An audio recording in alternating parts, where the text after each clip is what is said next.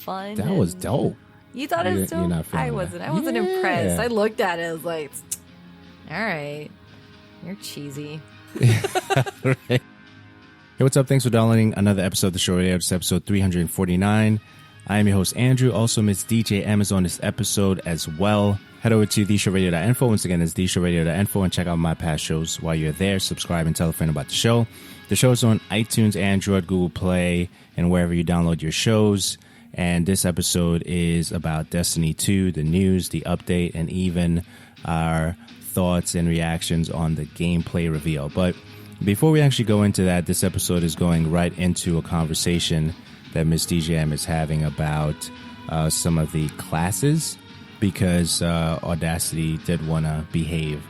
So we caught it early enough to make sure that most of the episode is intact. So definitely look forward to that. Also, PC support. I wanted to mention PC support before going right into the audio. So in addition to the 4K support, as far as Destiny is concerned, the PC version will include the ability to play with an uncapped frame rate and feature support for monitors with a 20:9 display. So definitely look for that. Also full mouse support, keyboard support, custom key mapping, and text chat. So, and it's going to be exclusively through Battle.net. So definitely wanted to mention that PC, and here's the episode coming to you right now. And what was it? Dawnbreaker? Dawnbreaker, I think. I thought looked really cool, and visually it was just stunning to me, and I'm like, okay, you're getting me here. You are getting me here. And I'm not so much like, I'm talking about the positives. I think the one thing that I was not really impressed about, it's more because I don't really care for PvP stuff, was Crucible. So right. I guess my attention kind of dropped off there. I was like, okay, Crucible, cool. I'm not going to play it really. But how they're introducing the campaigns and the extra story modes and seeing all these like adventures, I guess you can go on, and oh my goodness, the clan thing I thought was cool. Yeah, the clan thing was definitely cool.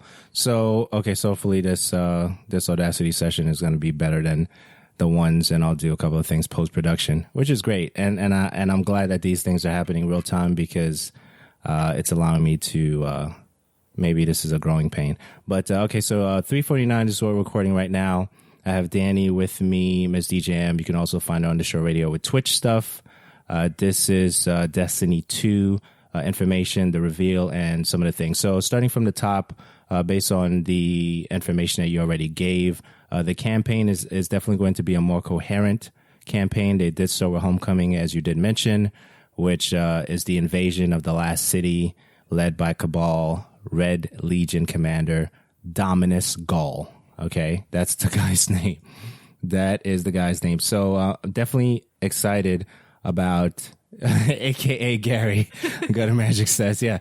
Yeah, definitely. So I'm looking at this. All right, so that's the first thing, and then the next thing, by way of bullet point, is a redesigned weapon slot system, which grants players more freedom and choice. You can wield a power weapon like a fusion rifle, sniper rifle, and grenade launchers, plus an energy weapon and kinetic weapon. So are you familiar enough with the current Destiny weapon system to see the change, or you just you're playing to experience and then go from there? I remember parts of it, but I was still impressed by that. I still liked what I see, even though I'm not up to par with Destiny now.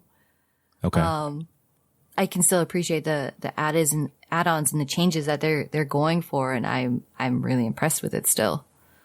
Okay, I still want to like probe, right? So you're going into this thing, you're getting ready to watch Destiny 2. What were you thinking before you even watched the stuff? And what was your frame of mind going into watching the reveal stuff? Where were you at?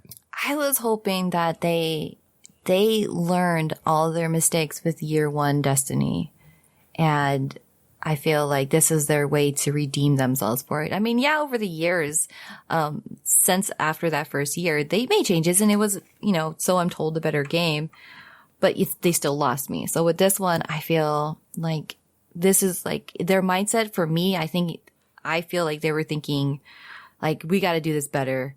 We dropped the ball when we released the first Destiny. We need to show them that, no, that's not who we are. And we're going to do all of these other things and expand on it. And this is what Destiny should have been. And we want you to experience this way. And you know what? I'm happy with that because it looked really cool. It really did. And right. So I got to commend you. You're really good at this thing. Okay. Because now we're going to do a take two from what I said before. Not take two for your ears, but take one for the individuals listening for the first time. So going back with what you just said in regards to, learning and stuff, one of the things I realized, and we're going to do this thing like I rehearsed it. So the Bungie experience, even back in the Halo days, when you look at the campaign for Halo, which was great, but the multiplayer is one of the best multiplayers that we know to date. Even when you look at the multiplayer for games like Call of Duty and some of the other shooters that came afterwards. So one of the things I do realize playing Destiny 1 now, from year 1 to year 3, they've learned a lot of lessons, whether it's through Reddit or YouTube comments and those different other platforms, listening to the actual community to make sure that they improve on their game. And looking at the game now, from what we've seen already with Destiny 1, it's pretty phenomenal. And you'd say I rehearsed that, and I really didn't. I really didn't. So that's where we are with that stuff. So I'm definitely excited about what I saw. And we saw actually, because you definitely checked out the things as well. And I did put the Destiny trailer on the showradio.info, so you can definitely find it there. This episode is probably going to be a mixture of our conversation as well as some of the things that took place during the reveal. So I'm going to try to find a way to fit that in somewhere, somehow. And then we're going to go from there. So next thing, redesign weapons, which we touched on. The super abilities. Flaming Sword, the shield summoning, throwing Titan thing, and then also the mystical staff wielding hunter. So I want you to go first because I have some comments. On there. So what did you think about that? As I was watching, this is really cheesy how I sometimes draw myself towards characters or places. So I believe the Dawnbreaker or Dawnblade, right, was the first one that they showed. And my mind's like, oh, that's really cool. It says Dawn. That's my name. I like that. Like, it's really cheesy, I know, but they had like the flame fire sword and how it had that range. I don't even know how to explain it. The shooting that it did. I don't know. The whipping of the flames. I was like, okay, that's really cool.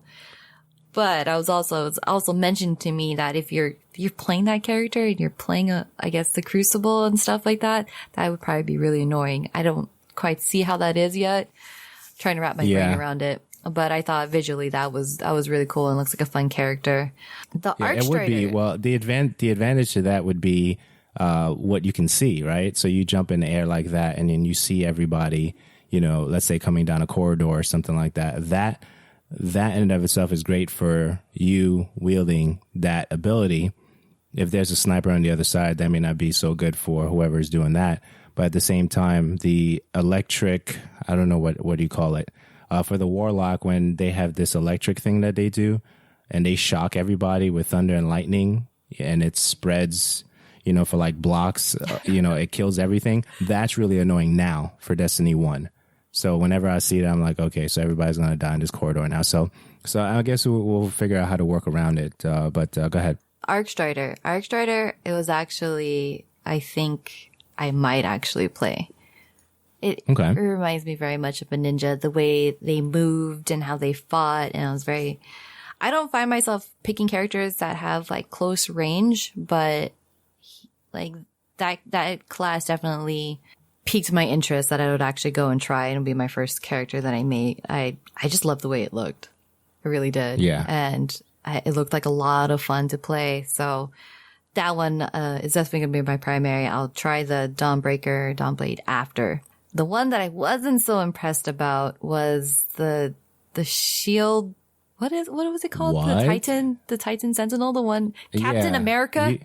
Right. You weren't impressed with Stars and Stripes? You weren't impressed with Captain America? No, it looks so boring. I'm like, you're just whipping around this shield. Like, that doesn't look like fun. That was dope. You thought it was You're dope? not feeling I that. wasn't. I wasn't Yeah. impressed. I looked at it. I was like, all right, you're cheesy. Right. And like, So- and he was blue too. He was blue. I was Yes. waiting for like, for when he flings the shield out. I was just waiting. I was like, I bet you that trail behind is going to be red and white. I wouldn't be surprised. It wasn't. So though. which It wasn't. no, it wasn't. So which Captain America movie that he was beating everybody up on the boat?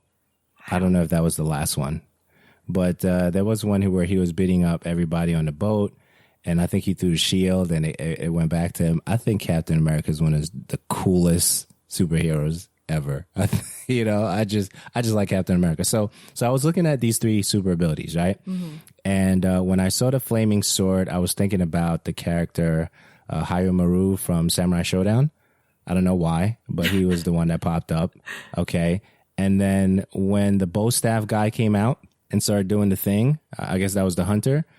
I was thinking about Donatello from the Turtles. Really? Because that was just, yeah, I went straight Donatello with the bow staff stuff. And then, of course, you know, Captain America, you know, stars and stripes with this stuff. So I thought that was cool. I think they are all going to be obviously beneficial in some way, shape, or form. And we'll have to see, you know, to what extent that we're going to be able to use those abilities. But definitely cool. My favorite thus far has to be Captain America. but that's obvious, America. right? I'll be obvious, the right? Ninja Turtle with my spear. Yeah, that's definitely cool stuff. So this episode of the Show Radio is brought to you by Blue Apron. Blue Apron sends incredible recipes and farm fresh ingredients to make great cooking accessible to everyone. Head over to theshowradio.info/Blue Apron and get $30 off your first Blue Apron order.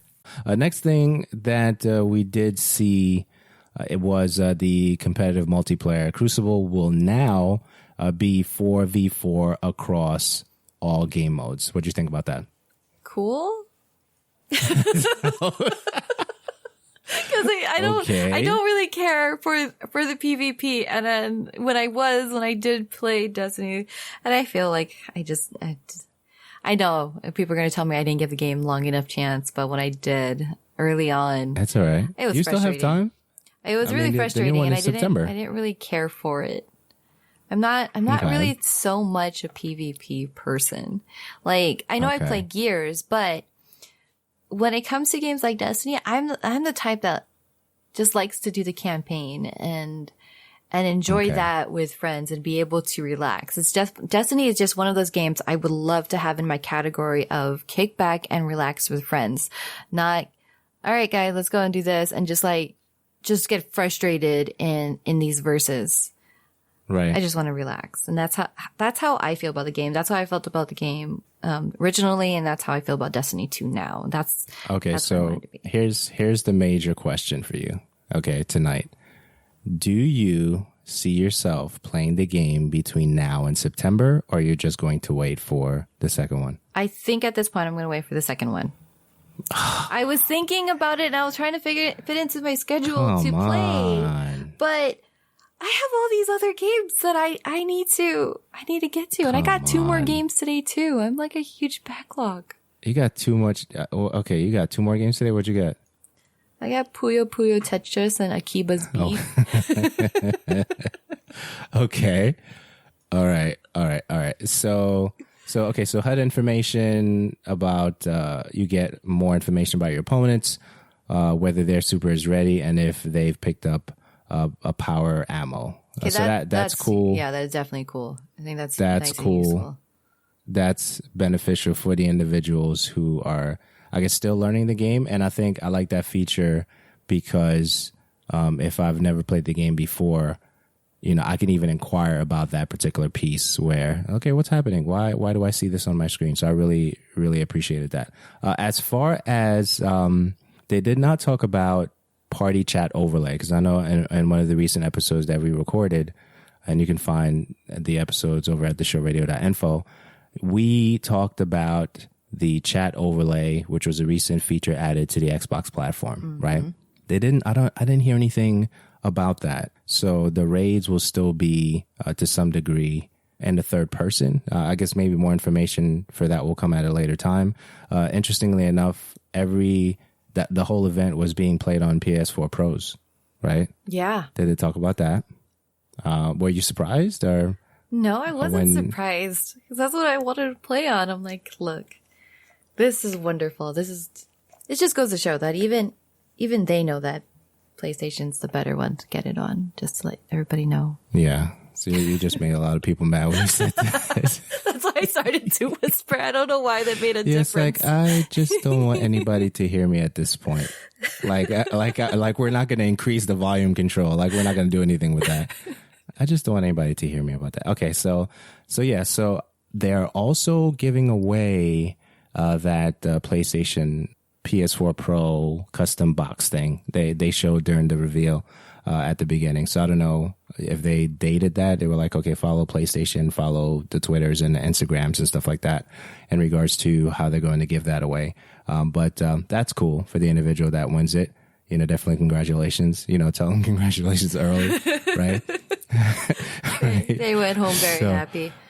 Very, very happy. Okay, so official clan support is coming to Destiny 2. I'm excited about that. That's a nice add-on. I think that's a great idea. They should have had that before. Well, actually, no. I'm kind of glad they didn't have that in Destiny or the first one, because it gives them the ideas to build upon it and put more into it for later on use. So I kind of have high expectations for the whole clan support. Just only because definitely. I know that some communities can kind of be toxic, and I'm hoping that there's some really good gems in all of that, especially for people who play by themselves and they just don't have time to like set up with their offline friends meetup times. Exactly. I think that was a great idea.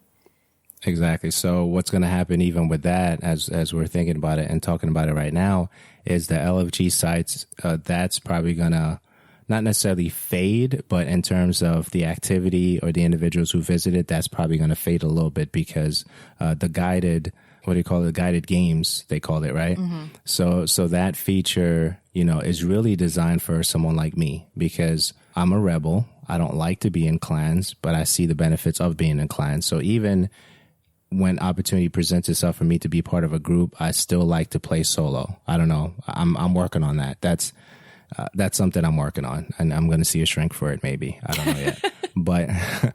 but that whole thing with guided games where I can pick a clan that I've heard of or familiar with and appreciate their motto or whatever, and then play a couple of games with them, knowing that that's going to be a great experience. That's appealing for me. That's going to make me visit those LFG websites less, right? So I'm definitely excited about that. So the custom banners thing is cool. The unique identity is cool, and even they were mentioning something about the rewards. Even when you're not playing that clan, was it the clan stuff? Even when you're not playing, you're still receiving rewards.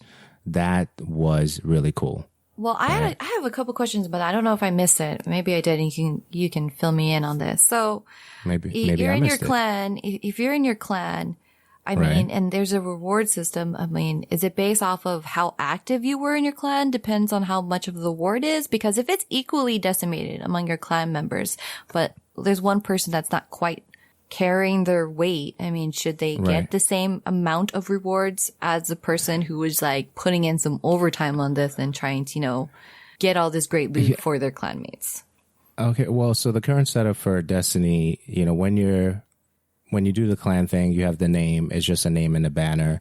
And if the clan is very active and you play the games that they play on a regular basis, then obviously you're going to get the rewards, because if they raid, every Tuesday and you're in the game with them every Tuesday, then you're going to get a reward. But if you're just in the clan, but they're playing games and you find out afterwards, then that doesn't really affect you. That's the current system, right? Mm-hmm. So Destiny 2, as the information, gets released in terms of what that reward system is going to look like, maybe it will XP. Maybe you have 2 times the XP or 4 times the XP, depending on what's going on with that clan. So it encourages you, if anything right now, the way I'm thinking about it, it encourages me to join a clan, even if I may not play as often, right? So it encourages me to join the clan of choice, you know, if they, I guess, approve, depending on that clan. And then now that I'm part of the clan, I can, you know, figure out what their schedule is, and whether I'm playing with them or not, there's still going to be a benefit for me. I guess to what extent, to what degree, that's going to be determined as it comes out, if that makes sense. Yeah, that makes sense. So I'm definitely excited about that stuff. Also, we did see, we talked about Guided Games, 4 new worlds. So you have the Titan, Earth, Nessus, and Io. What did you think about the world provided? I liked how they all had those different looks and the designs and how they're just so different from each other. I love that. Right. They were really beautiful to look at. And I bet they were playing it on the PS4 Pro, like all of that. Well, you know what? Okay, so when they're showing all of those planets and landscapes, I was like, "Are you on the PS4 Pro, or are you showing me on PC right now?" Okay, so you mean when they were showcasing? Yeah. Right? I'm gonna say PS4 Pro because of the introduction that Deej did in the beginning. So I was under the impression, based on what he was saying in the beginning, that all the consoles they had there were PS4 Pros behind the veil, wherever that was. So I'm going to say PS4 Pro. Now, if it was PC, then that's cool too. But it was impressive just seeing everything that they were showing, even the gameplay, the campaign mode that they were showing, Homecoming, and, you know, the blowing up the buildings, and going into the cutscene from the ship into the Red Legion ship, right? When he jumped on the platform to go up. Remember that? That was like dope, right? So you get to the part where you see Gary, right? and then that's when they end cutscene, you know, for the whole thing. So I'm really appreciating games like this because, and what I mean by that is, a lot of great games that we're seeing right now has so many cutscenes leading right into the gameplay. So even with a game like Injustice, I was watching Khalif from Spawn on Me play it recently, and as I'm watching it, I'm like, man, the acting and just watching these cutscenes for this fighting game, right? Injustice 2 is just great. So how much better is it going to be when you see, you know, other companies step up their game with cinematics to make the experience even better for the campaign side, because their campaign for Destiny 1 was not coherent at all, right? Yeah, I didn't know what was going on. Exactly, which is what made a lot of people very upset about the experience, because it's like, okay, so now that this is done, then what do I do? Because this world feel really empty. And then people started returning the game because they didn't have anybody to play with, or they didn't make an effort to, I guess, go to those websites, and maybe they felt like that was too much, right? So that, I mean, it's a process that, you know, obviously it shows that they've learned from, right? Mm-hmm. And I'm looking forward to seeing what else they're going to do. So what about treasure hunting? You're into that? This podcast is brought to you by ProXPN. ProXPN is a VPN service that secures your internet connection against eavesdropping, hides your location, and allows you to access your favorite sites no matter where you live or travel to. With it, no one can see the websites you visit or track your online activity. Check out theshowradio.info/ProXPN and use the promo code SHORAM for 20% off of the lifetime of your account. This podcast is also brought to you by Audible.com. Audible has over 180,000 plus audiobooks to choose from. Get your first audiobook free with a 30-day trial. Check out theshowradio.info/audiobook for your 30-day trial. Yes. I was actually, when they started announcing all those different things and they said treasure maps, I was like, that's something I would definitely do and I would love to enjoy. Because it gives having that huge area that you're exploring and experiencing more value to it. Because there's more to do in that area. So when they brought that up, I'm like, yeah, I'd be down for that. That's something that I feel like it'd be really quick if you have maybe an hour to play. That sounds like something that, okay, I think I can do this. I can go get this treasure map, or I can go and explore this little side area. So when they say play how you want to, I'm like, that is exactly how I want to, because I never finish main stories. I get stuck inside missions for days. Yeah, it's gonna be exciting. It's going to be exciting. So treasure maps, lost sectors, side missions, all those different things. You know, it's going to be another long season of Destiny, right? But you're going to be playing this game for another. There's so much more value to it this time. Yeah. So much more to explore and to do, right. And it sounds like a lot of fun, and it just sounds like Destiny would be a great weekend game with friends. Right. I still think you should try the current one though. But you're like, I don't know. Yeah. You want me to go and try that? And I just saw Destiny 2 stuff. I'm like, well, I mean, we still have to play. Well, you can't play tomorrow, right? You can't play Destiny 2 tomorrow. So I have to really just, sit there and just be like, okay, so now I know what's happening. I saw the video, I saw the trailer and reveals and stuff like that. I'm even more excited now. And I even appreciate Destiny 1 now more than I did before. And I think that was kind of weird. When I was watching, I was like, man, they really put, and I think what was refreshing to me, and as I'm thinking about it, they love the game so much. So it doesn't even feel like they're working. You can tell by the way that they're talking. Well, whether it was Luke, whether it was the project lead, whether it was the social lead lady, M.E. Chung, I think her name was. Yeah. When she was talking about, the social stuff, in the beginning of it, whether it was nervous or she was about to cry, I was about to cry. I was like, don't do this. Yeah, I was kind of wondering. I'm like, are you nervous or are you about ready to cry because you love this game so much? I didn't know because her voice was kind of like, crackling a little bit. Exactly. It sounded like she was about to cry. So I was like, don't make me do it too, because this is so emotional. So I was appreciating all that, seeing all that. So, I mean, that's pretty much all we have right now for this episode 349. I definitely want to talk about Destiny stuff with you. And wait, I still have one more thing. Oh, you got more? Okay, so go ahead. One more thing. I know you don't play PC games much, but I want to know what is your thoughts about them using Battle.net or Blizzard as their platform to distribute their PC. Right. Version, okay. So rather than Steam, because usually Steam gets those games, and it's not like Bungie hasn't done work with Steam before, but they chose Blizzard. Okay. Isn't it Activision Blizzard? Yeah. Okay. But it's just like, why would you only choose one? Like, I feel like they're just narrowing their audience in a way. Because not everybody has a Battle.net account. Now it's going to force them to go and get one.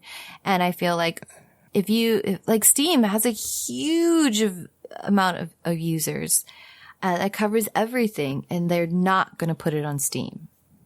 Okay, so Gutter Magic says it's free to do an account. It's not really, there's nothing hard about it. All right, so my thing is it's a relationship thing, right? And if the relationship is great and it's there, I guess it was much easier to do it that way. Okay, so for example, in terms of like requesting, I guess I'll try to use this example and let's see if it fits. If I already have a relationship with a company, right now, it's much easier for me to make a pitch for something than for a company that I just met like today, right? So for example, Uniqlo, I just met them today in terms of going to the event and stuff like that.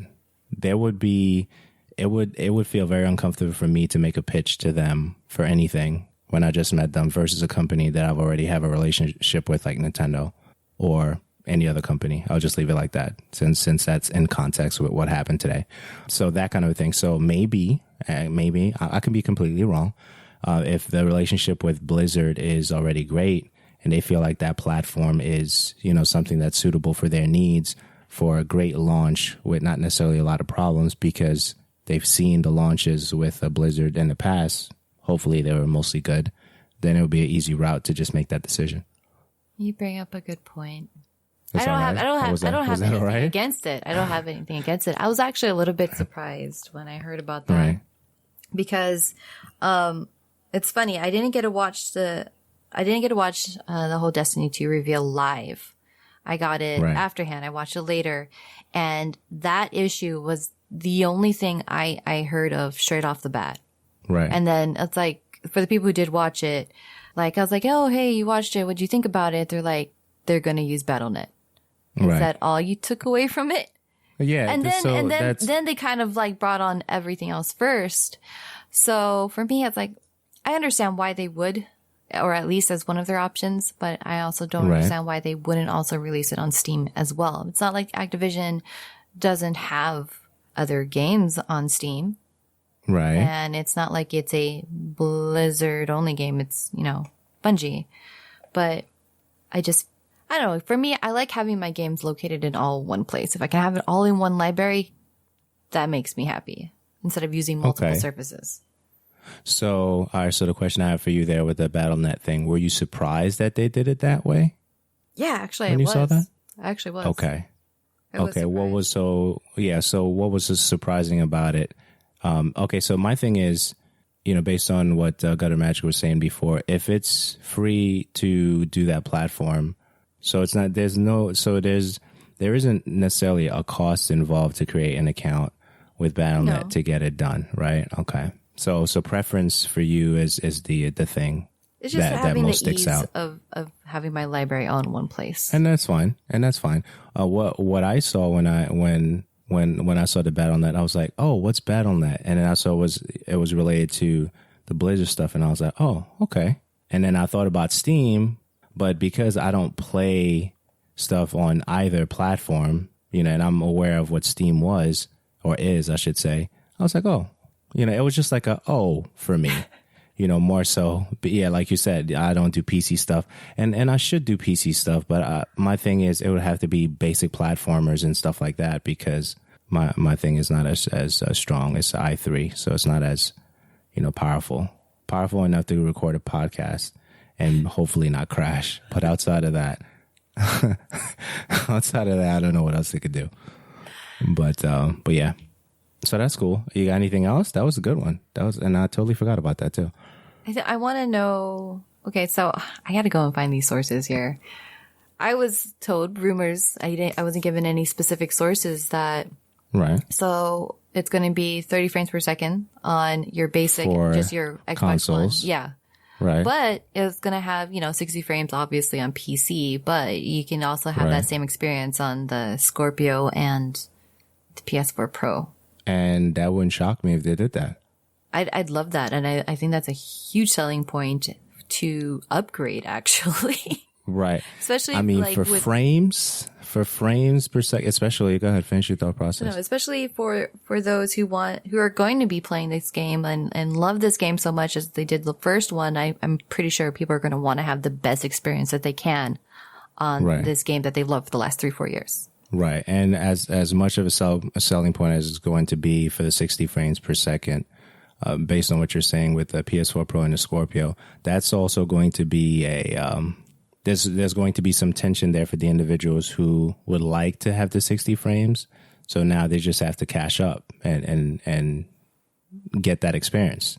So if it's not going to be cross-platform with the 60 frames per second from the standard consoles to the mid-range or whatever you want to call those things now, there's going to be some tension there. But I personally don't have a preference with that, right? Mm-hmm. I'm just glad that the game is coming out at this point. That's where I'm at with it. So frames per second doesn't necessarily affect, how I play it. I don't even know what the current game is, what Destiny 1 is. If it's 30 or 60, I don't even know. You know what I mean? So I think Halo, okay, so it's 30. Thank you, Gutter Magic. So I think Halo was 60 frames, right? Gutter Magic? I think Halo was 60 frames. Was it? Maybe? Yeah, it is. Okay, so I at least remember that. Outside of that, it doesn't really matter. The game still looks beautiful at 30 frames. Destiny 1 right now. Like, I'm going to play for a couple of days and also watch Blade Runner because I have that on deck too. So that's definitely out. But yeah, so it's not that much of a concern for me right now, but I'm looking forward to the game, the experience, and everything that we enjoy about, talking about games, really. I'm looking forward to that. Now for the beta that they announced will be there, it's not one of those betas. I need that. Do you have to pre-order it to get the beta, or is it just going to be open and you just go to your PlayStation Store or Xbox Store and like, here it is? No, I think you have to pre-order. I think you have to pre-order for the beta. I'm trying to see if I can get it from colleagues who attended the thing. I don't know how that's going to play out for me, but I do want a code. So if you know someone who has a code, an extra one, okay, please send it to Danny and I. We would be greatly excited about that whole thing.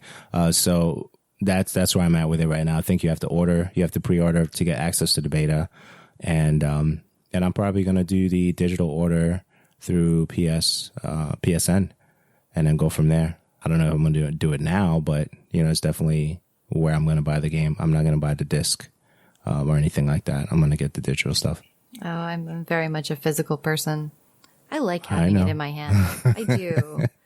And I think, isn't it that if you pre-order at GameStop, you get the little Kate action figures still? Isn't that still going on? I think so. I don't go to GameStop for anything at this point.